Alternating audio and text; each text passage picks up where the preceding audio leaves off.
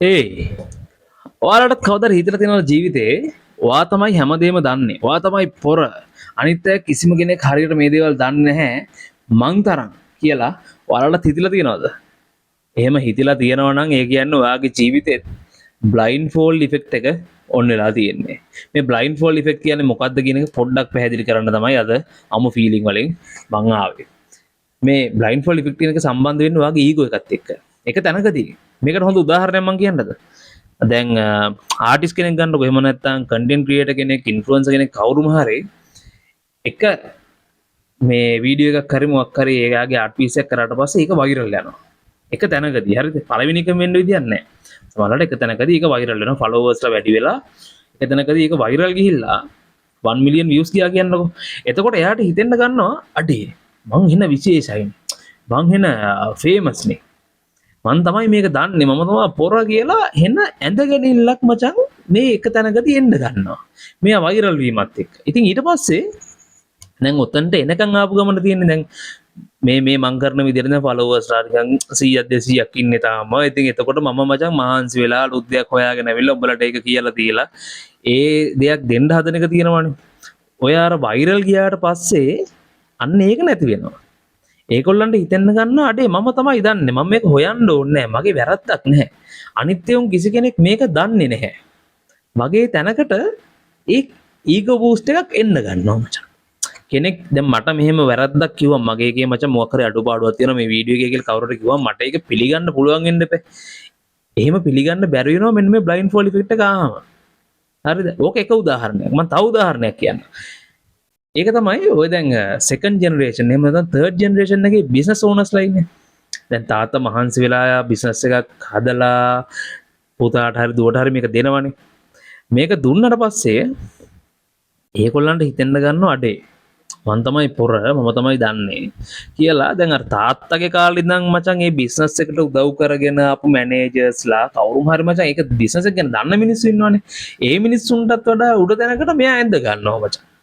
ඔන්න ඕක තමයි බ්ලයින්ඩ් ෆෝල්ඩ් ඉෆෙක්ට් එකකින් වෙන්නේ. මේ බ්ලයින්ඩ් ෆෝල්ඩ් ඉෆෙක්ට් එකෙන් ඇත්තටම කියන්නේ මචං ඊගෝ එකකින් හින්දා මිනිස්සු අන්ධ වෙනවා කියන එක. හරිද? මෙහෙම මිනිස්සු ඔයාලත් දැකලා ඇති. සමහරට ඔයාගේ යාළුවොත් ඇති. සමහරලාට ඔයා වැඩ කරන තැන බොස් මේ වගේ වෙන්න පුළුවන්. වැඩ කරන තැන වෙන මිනිස්සු මේ වගේ වෙන්න පුළුවන්. ඉතින් ඒ වෙලා තියෙන මෙන්න මේ බ්ලයින්ඩ් ෆෝල්ඩ් ඉෆෙක්ට් එකකින් හින්දා. ඉතින් මේක නැති කරගන්න කියලා විශේෂ ක්‍රමවේද කීපයකුත් ඔය සයිකොලොජිකල් පැත්තේ තියෙනවා. ඒව මම උඹලට කියලා දෙන්නේ නැහැ. මොකද මම ඒව හරියට කියලා දෙන්න දන්නේ නැහැ. ඒවට ප්‍රොෆෙෂනල් මිනිස්සු ඉන්නවා. ඔය බ්ලයින්ඩ් ෆෝල්ඩ් ඉෆෙක්ට් එක ඔන්න උනාම තියෙන අනිත් කැලල තමයි ඔන්න ඕක. දැන් මේ ලෝකෙ මචං හැම කෙනාම හැමදේම දන්නේ නැහැනේ. දැන් මම ගත්තොත් මම නොදන්න දේවල් ගොඩක් මේ ලෝකේ තියෙනවා. හරිද? අර කතාවට කියන අපි මැරෙනකන් ඉගෙන ගන්නවා කියලා. අපි මැරෙනකන් අලුත් දෙයක් හැම වෙලේම ඉගෙන ගන්නවා. ඉතින් ඒ හින්දා අපි මචං නිහතමානී වෙන්න ඕන අපි ඒක දන්නේ නැහැ කියලා පිළිගන්න. එහෙම පිළිගන්න බැරි වුන් තමයි ඔන්න ඔය බ්ලයින්ඩ් ෆෝල්ඩ් ඉෆෙක්ට් එකට යටත් වෙන්නේ. ඊගෝ එකකින් හින්දා තමයි මේක ඇති වෙන්නේ. ඉතින් ඒ හින්දා අර ප්‍රොෆෙෂනල් කතාව මම කිව්ව මොකද දන්නවද? දැන් ඔයා හිතන්නකෝ මෙන්න මේ බ්ලයින්ඩ් ෆෝල්ඩ් ඉෆෙක්ට් එක වුණාම තමයි සමහර මිනිස්සු මචං ඔය බයිපාස් සර්ජරි එකක් කරන්න තියෙනවා කියලා හිතන්නකෝ. උන් මචං ගොඩ වෙදගම් කරලා ඒක ගොඩ දා ගන්න බලන වෙන හાર્ට් එකේ දැන් බයිපාස් එකක් කරලා කරන්න තියෙන දේ මචං මේ අර ගොඩ වෙදගම් කරලා හැමදේම කෙම් කරලා කරන්න බෑනේ.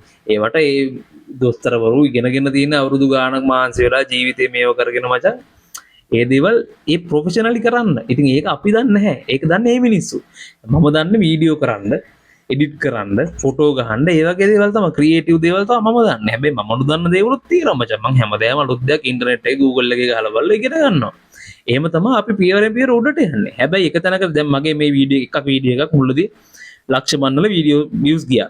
ඉතින් එහෙම තැනකදී මම හිතනවා හරි මම තමයි දන්නේ මගේ වැඩේ තමයි හරි කියලා. වැරදිනේ බා.